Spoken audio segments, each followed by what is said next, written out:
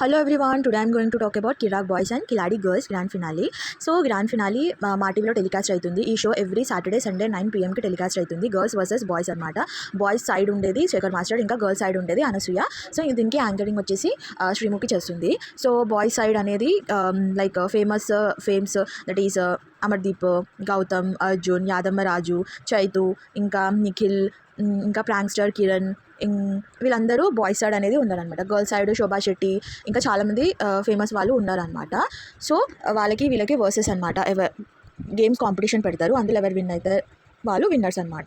So ఇప్పుడు మనకి September 1కి బిగ్ బాస్ సీజన్ 8 రాబోతుంది కదా. సో అందుకనే ఈ షో ఎయిర్ ఆఫ్ అయితే అయిపోతుంది అనమాట.